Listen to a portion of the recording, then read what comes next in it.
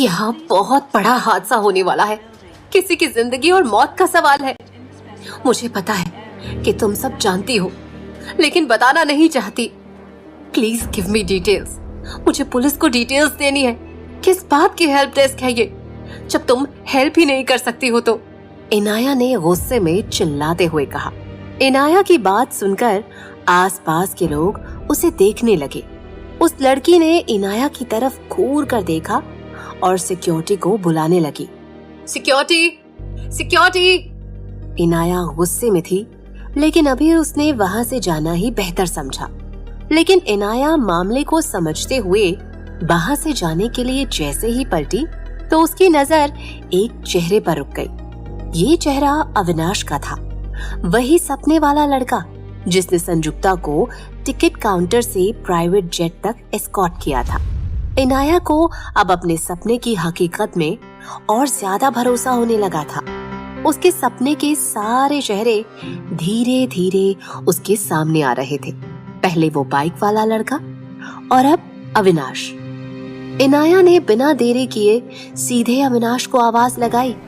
अविनाश, अविनाश। अविनाश अचानक रुका, पीछे पलटा और इधर उधर देखने लगा। तभी उसे इनाया हाथ हिलाती हुई दिखी।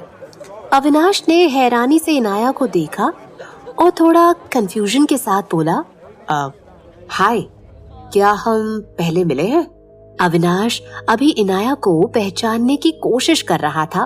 तभी इनाया ने अविनाश को अपना नाम बताया। हाय, मेरा नाम इनाया खान है।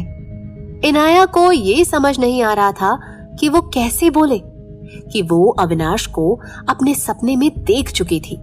इनाया ने आखिर में सारी बातों को किनारे किया और सीधा टॉपिक पर आते हुए सवाल पूछा। I know it's kind of weird, but आप किसी संजुक्ता नाम की लड़की को जानते हैं क्या? अविनाश ने हैरान होते हुए कुछ याद करते हुए जवाब दिया। नहीं, मैं किसी संजुक्ता नाम की लड़की को नहीं जानता। पर क्यों, क्या हुआ? इनाया ने अविनाश को कुछ नहीं बताया और थैंक यू बोलकर पलट कर आ गई। थोड़ी देर तक अविनाश ने इनाया को जाते हुए देखा, फिर कंफ्यूज्ड सा चेहरा लेकर वहां से आगे चला गया। इधर इनाया समझ गई थी कि अभी संजुक्ता अविनाश से नहीं मिली होगी। तभी अविनाश ने संजुक्ता नाम को पहचानने से मना कर दिया। पर इनाया के पास अब भी 2 सवाल थे। उसने मन ही मन कहा, ये संजुक्ता है कौन और कहाँ है और उसे बचाया कैसे जाए? इनाया इन सब बातों को सोच ही रही थी कि तभी उसके फोन में रिंगटोन बजी। उसने फोन देखा तो ये रश्मि का कॉल था। इनाया ने कॉल रिसीव किया तो रश्मि बहुत हड़बड़ाहट में थी और एक सांस में सब बोल गई। इनाया को कुछ समझ नहीं आया। उसने रश्मि को थोड़ा शांत होने को बोला और फिर तसल्ली से बात बताने को कहा। लेकिन रश्मि ने जो इनाया को बताया उसे सुनकर इनाया के पैरों तले से जमीन खिसक गई। रश्मि ने उसे बताया कि इनाया पिछले हफ्ते बैंगलोर गई थी। इनाया ने चौंकते हुए कहा, हाउ इज इट पॉसिबल? और तुझे कैसे पता चला? मेरा मतलब किसने बताया? रश्मि ने जवाब दिया, तेरे जीन्स की पॉकेट से रिटर्न टिकट मिला, वो भी बैंगलोर से। मैं बैंगलोर गई थी, लेकिन मुझे कुछ भी याद क्यों नहीं है? इनाया के हाथ से फोन छूटकर जमीन पर गिर गया और वो लोगों की घूरती हुई नजरों के बीच एयरपोर्ट पर नीचे ही बैठ गई। उसे समझ ही नहीं आ रहा था कि वो क्या करे। उसके सवालों की गुत्थी और उलझती जा रही थी। इनाया ने लंबी गहरी सांस लेकर अपना फोन उठाया और रश्मि से बात करने लगी। रश्मि ने इनाया को जो इन्फॉर्मेशन दी थी उससे ये तो कंफर्म हो गया था कि इनाया बैंगलोर गई थी, पर सवाल था ये जानना कि वो क्यों गई थी और कैसे गई, जो उसे कुछ याद नहीं था। इन 2 सवालों के जवाब ढूंढना इनाया के लिए बहुत जरूरी थे, क्योंकि तभी उसके बाकी सवाल हल हो पाते। इनाया ये सब सोच ही रही थी कि उसे कुछ ख्याल आया। वो वहां से उठी, उसने रश्मि को फोन किया और उसके बैंगलोर से रिटर्न टिकट की फोटो मंगवा ली। इनाया ने वो फोटो ली और दोबारा इंक्वायरी काउंटर पर जा पहुंची। उस लड़की ने जैसे ही दोबारा इनाया को देखा तो सीधे बोली, मैम आप फिर आ गई। मैंने बोल दिया ना कि मैं आपकी कुछ मदद नहीं कर पाऊंगी। इनाया ने उस लड़की से रिक्वेस्ट करते हुए बोला, प्लीज मैम एक बार ये पीएनआर चेक कर दीजिए। इनाया के रिक्वेस्ट करने पर उस लड़की ने हामी भर दी। इनाया ने उसे अपना रिटर्न टिकट का फोटो दिखाया और उसकी पूरी डिटेल्स मांगी। उस लड़की ने जब इनाया का रिटर्न टिकट देखा तो उसके होश उड़ गए। वो अब इनाया से आंखें चुराने लगी। इनाया ने कहा, क्या हुआ, सब ठीक तो है ना? वो मेरा सिस्टम वर्क नहीं कर रहा है। आप अपना मोबाइल पकड़िए, अभी मैं इसके बारे में आपको कोई जानकारी नहीं दे सकती। काउंटर वाली लड़की ने इनाया को वहां से टरकाते हुए कहा। उसने इनाया को वापस भेज दिया और खुद भी पानी पीने का बहाना बनाकर वहां से चली गई। इनाया उसका बदलता चेहरा और उसका झूठ भी पकड़ रही थी। उस लड़की की इन हरकतों पर इनाया को कुछ न कुछ गड़बड़ का शक हो रहा था, पर इनाया करे क्या? उसका सच सबके लिए सपना था। वो कैसे बताए कि जो सपने में उसने चेहरे देखे वो सच में थे? वो थक कर एयरपोर्ट के वेटिंग एरिया में जाकर बैठ गई। उसे बार बार संजुक्ता का चेहरा याद आ रहा था। वो जानती थी कि वो ही थी जो उसे बचा सकती थी। इनाया ने मन ही मन कहा, अगर मैं अपना रिटर्न टिकट पुलिस को दिखाऊंगी तब तो उन्हें एक्सेप्ट करना होगा कि मैं गायब थी। फिर क्या पता मेरे सपने पर भी उन्हें भरोसा हो जाए। इनाया ने जल्दी से अपना फोन निकाला और मैसेज करके रश्मि को पुलिस स्टेशन बुला लिया और खुद भी पुलिस स्टेशन जाने के लिए बाहर निकल गई। तभी इनाया का फोन बजा। उसने देखा तो ये नीलिमा का कॉल था। उसने कॉल रिसीव किया तो वहां से नीलिमा की रोती हुई आवाज उसके कानों में आई।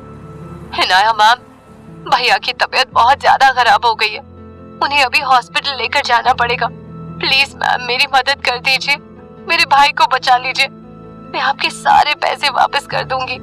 नीलिमा को इतना बेसहारा और रोता हुआ देखा तो इनाया अपने सारे सवालों को भूल ही गई।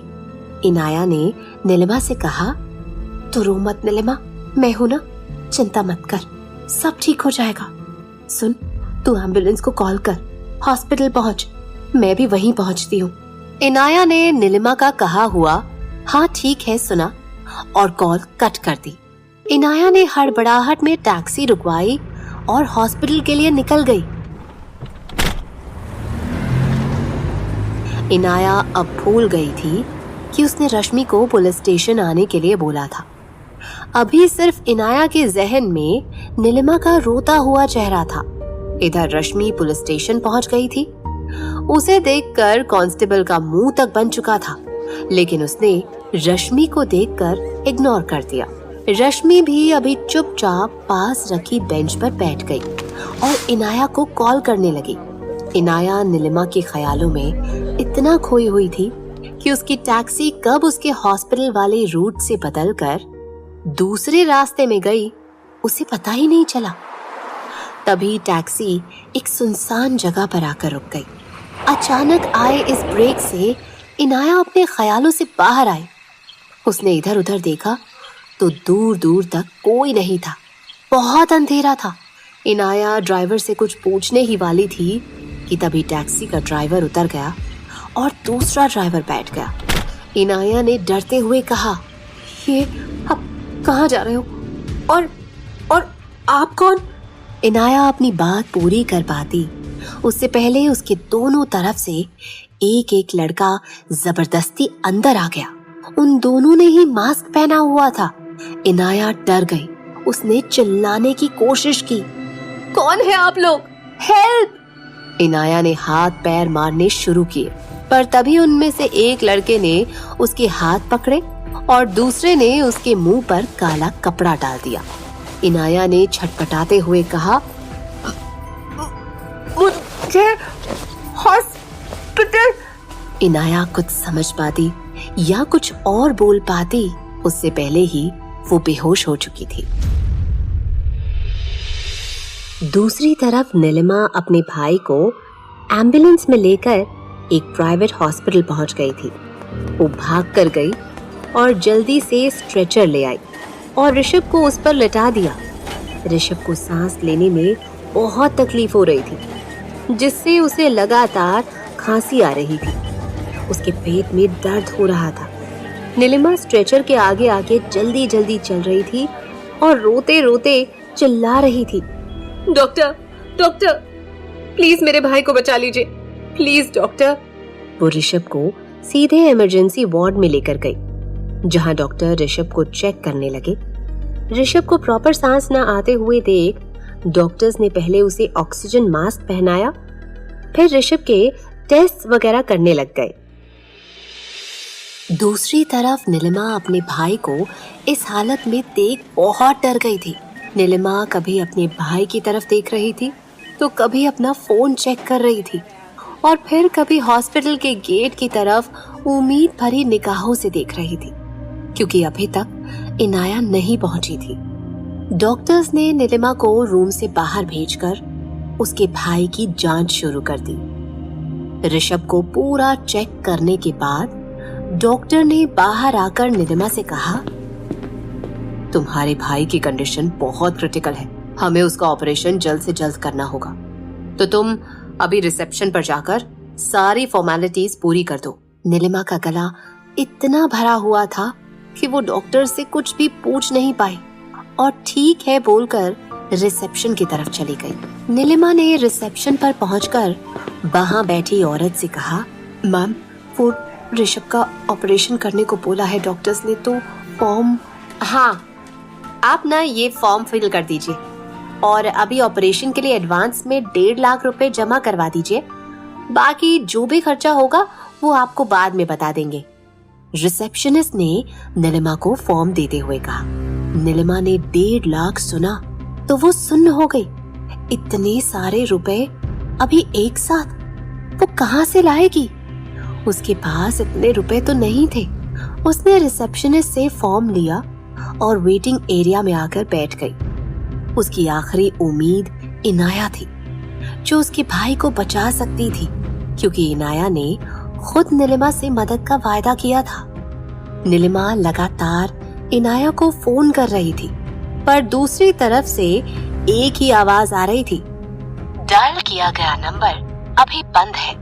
नीलिमा वहां से उठी और डॉक्टर्स के पास पहुंचकर बोली, सर प्लीज आप मेरे भाई को एडमिट कर लीजिए, मैं अभी कहीं से भी पैसों का जुगाड़ कर लूंगी, मेरी एक दीदी भी आती ही होंगी।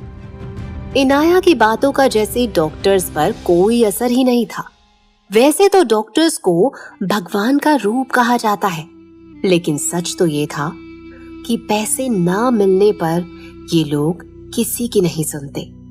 नीलिमा के चेहरे पर लाचारी बढ़ती जा रही थी। वो डॉक्टर्स के आगे हाथ जोड़ रही थी, गिड़गिड़ा रही थी, भीख मांग रही थी, लेकिन कोई उसकी मदद करने को तैयार नहीं था। क्या करती बेचारी? क्या था नीलिमा के हाथों में? वो सिर्फ इनाया का इंतजार कर सकती थी, क्योंकि कॉल तो लग नहीं रहा था। इनाया का फोन अब भी स्विच ऑफ था। अब भाई को इस हाल में तड़पता देख नीलिमा को इनाया पर बहुत गुस्सा आने लगा था। नीलिमा को अचानक से कुछ याद आया। वो भागकर रिसेप्शन पर गई और बोली, मैम मैं अभी आ रही हूँ, मैं सारे पैसे सबमिट करवाती हूँ, प्लीज तब तक आप मेरे भाई को देखना। नीलिमा ने कहा और बाहर की तरफ भाग गई।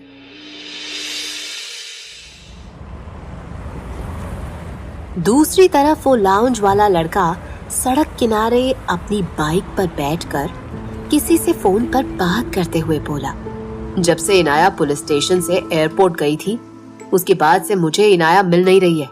मैंने उसके घर पर, इंस्टीट्यूट, सब जगह देखा पर वो नहीं मिली। उसकी दोस्त पुलिस स्टेशन में बैठी थी, लेकिन इनाया उसके साथ नहीं थी।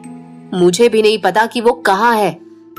लाउंज वाले लड़के के अलावा इनाया का किडनैप किसने और क्यों किया होगा? क्या इनाया नीलिमा के भाई को बचा पाएगी? आगे इस कहानी में क्या होगा जानने के लिए सुने